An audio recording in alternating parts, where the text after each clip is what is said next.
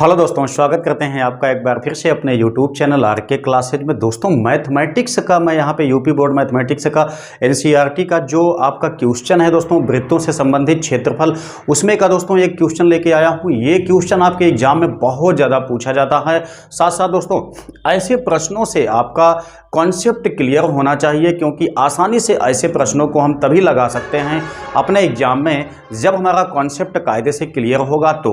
ठीक है, तो हम यहाँ पे इस क्वेश्चन को देखने वाले हैं बहुत ही सिंपल मेथड से कैसे सॉल्व होगा।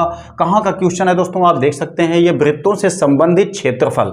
ठीक है, बाकी दोस्तों आपके सारे क्वेश्चन जो हैं वो इसी चैनल पे अवेलेबल हैं, आप लोग जाकर के देख सकते हैं। अपने एग्जाम की प्रिपरेशन बहुत ही आसान तरीके से आप कर सकते हैं। कुछ भी आपको नहीं लेना देना है दोस्तों, केवल वीडियो आपको देखना है, आपकी तैयारी बहुत ही आसान तरीके से हो जाएगी। ठीक है, तो आइए देखते हैं क्वेश्चन क्या दिया गया है।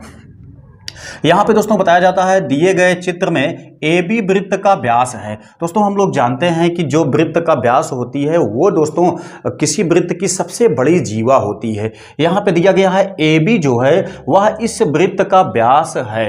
आगे बताता है इसमें कि AC इक्वल 6 सेमी। आप देख सकते हैं AC इक्वल 6 सेमी, और यहां बताया जाता है कि BC इक्वल 8 सेमी। यहाँ पे दोस्तों जो ये BC है ये लंबाई 8 सेमी दी गई है। आपसे कहा गया है कि छायांकित भाग का क्षेत्रफल ज्ञात कीजिए। देखिए क्वेश्चन तो बहुत आसान है। ठीक है, जैसा कहा गया है उस अकॉर्डिंग हम काम करते हैं तो क्वेश्चन आपका बहुत आसान है। लेकिन दोस्तों इसमें जिन चीज़ों की आवश्यकता पड़ेगी वो कॉन्सेप्ट आपका पता होना चाहिए, साथ साथ दोस्तों आपको सूत्र पता होना चाहिए, तभी आप ऐसे प्रश्नों को बहुत सिंपल तरीके से सॉल्व कर पाएंगे। तो आप देखिए, पहले यहाँ आपसे पूछा गया है छायांकित भाग का क्षेत्रफल ज्ञात कीजिए। तो यहां पे आप लोग देख पाएंगे कि ये जो आपका ABC है दोस्तों, यह एक त्रिभुज बना हुआ है। ठीक है, उसी त्रिभुज में दोस्तों हम जानते हैं कि जब व्यास से किसी परिधि पर कोण बनाया जाता है तो ये कोण सदैव दोस्तों समकोण होता है, यानी कि ये कोण जो होता है वो सदैव 90 अंश का कोण ही बनता है। ठीक है, अब ध्यान से देखिएगा, हमें दोस्तों यहाँ पे क्या चाहिए, छायांकित भाग का क्षेत्रफल चाहिए। तो सबसे पहले कॉन्सेप्ट आप समझ लीजिए, उसके बाद क्वेश्चन तो आपका सेकेंडों में सॉल्व हो जाएगा। यहाँ पे दोस्तों क्या है, देखिए सबसे पहले हम क्या काम करते हैं, जो वृत्त दिया गया है इस वृत्त का दोस्तों हम लोग क्षेत्रफल निकाल लेते हैं। क्षेत्रफल का सूत्र आप लोग जानते होंगे, क्या होता है, पाई आर स्क्वायर होता है। यानी किसी वृत्त का क्षेत्रफल का सूत्र जो होता है वह पाई आर स्क्वायर ही होता है। अब देखिएगा इसी में दोस्तों क्या चीज़ हमको घटाना है, टोटल देखा जाए तो क्षेत्रफल आपका वृत्त का इतना बन जाता है, जिसमें से कि यहाँ ABC इतना जो है यह त्रिभुज बना हुआ है, जो कि एरिया जो है ये बैकअप किया हुआ है। इसी को हमको इतना, यानी कि त्रिभुज के क्षेत्रफल को काट के निकालना है। तो शेष आपका जो ये वाला भाग है, जो ये वाला भाग है, जो ये वाला भाग है, यही दोस्तों बच जाता है, और यही भाग आपका छायांकित भी है। तो इसी भाग का क्षेत्रफल हमें चाहिए होगा। तो आप देख सकते हैं यहाँ से जैसा कि इसमें दो भुजाएं त्रिभुज की पता हैं, एक भुजा इसकी AC पता है, एक भुजा इसकी BC पता है। हमें यहाँ पे त्रिभुज की त्रिज्या नहीं पता है, जबकि जब तक हमें त्रिज्या नहीं पता होगी तब तक हम क्षेत्रफल नहीं निकाल सकते हैं। तब दोस्तों जैसा मैंने कॉन्सेप्ट आपको समझाया कि ये जो आपका कोण बनता है वो सदैव आपका 90 अंश का ही कोण बनता है। तो इसके मतलब ये हुआ कि जब हम यहाँ से देखते हैं तो ये आपका दो भुजाएं हो जाती हैं, जो कि आपके लंब तथा आधार बनेंगे।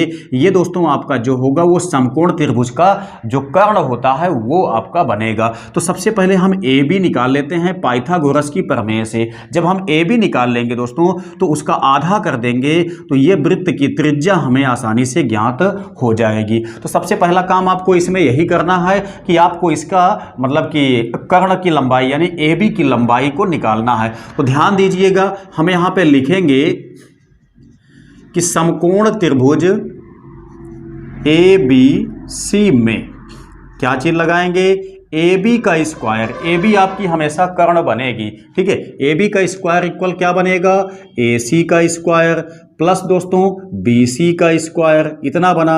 AB की लंबाई ही हमें निकालना है। AC की लंबाई दी गई है 6, तो 6 छंग हो जाएगा 36, प्लस BC की लंबाई दी गई है 8, 8 अठाई हो गया 64। अब दोनों को दोस्तों हम जोड़ेंगे यहाँ पे तो बनेगा आपका जाके 100। अब यहाँ से जब इसका हम वर्गमूल निकालेंगे, इसको इधर भेजेंगे तो ये वर्ग में आपका कन्वर्ट हो जाता है। तो यहाँ पे हो गया 100। यहाँ से दोस्तों जब इसका 100 का वर्गमूल निकालते हैं तो 10 सेमी हमारे पास AB की लंबाई निकल के आ जाती है। ठीक है, अब देखिएगा जब AB की लंबाई हमारे पास निकल के आ जाती है 10 सेमी, तो आप देख सकते हैं कि AO, अगर इसको हम O नाम दे देते हैं तो यही दोस्तों क्या हो जाएगी, वृत्त की त्रिज्या हो जाएगी। ठीक है, अब देखिएगा बहुत सिंपल तरीके से अब ये क्वेश्चन आपका खत्म हो जाएगा जब ये हमारी AB पता हो गई, AB से त्रिज्या पता हो गई तो। ठीक है, हम सूत्र का लगाएंगे। यहां पे देखिए छायांकित भाग का क्षेत्रफल इज इक्वल क्या लगाएंगे, वृत्त का क्षेत्रफल माइनस त्रिभुज का क्षेत्रफल,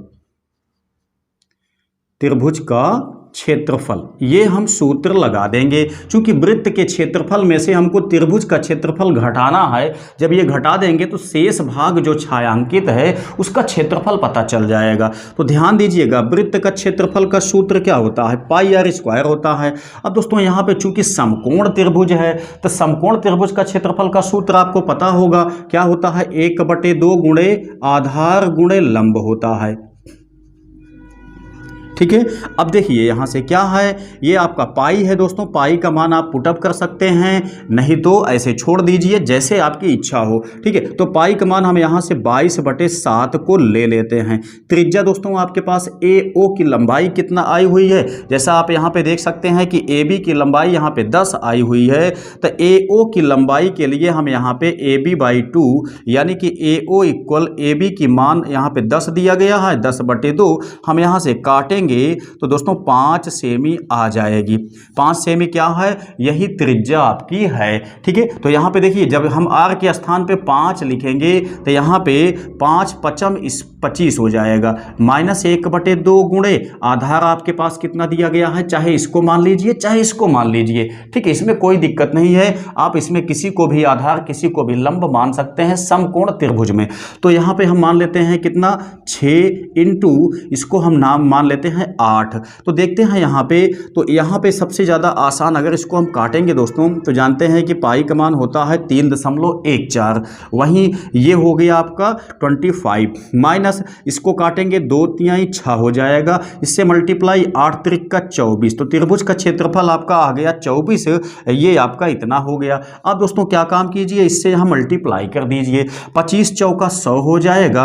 अब 25 से करने 25, 10 35 आपका बनेगा, हासिल लगे 3, 25 तिहाई 75, 3 78 आपका यहाँ पे बनेगा। दशमलव आपका 2 अंक के बाद पहुंचेगा, माइनस ये हो गया आपका 24। इसी को आप घटा दीजिए, त्रिभुज का क्षेत्रफल आपका बहुत ही सिंपल तरीके से ज्ञात हो जाता है, कोई दिक्कत नहीं होती है। हम घटाएंगे कैसे, 8 में से 4 घटाएंगे 4 बचेगा, 7 में से 2 घटाएंगे दोस्तों तो 5 बचेगा, दशमलव आपका 50। आप लोग जानते हैं कि क्षेत्रफल का जो इकाई होती है दोस्तों वो क्या होती है, वर्ग में होती है। तो वर्ग सेमी दिया गया है तो हम यहाँ से सेमी लिख लेंगे, तो ये वर्ग सेमी आपका इतना बन जाता है।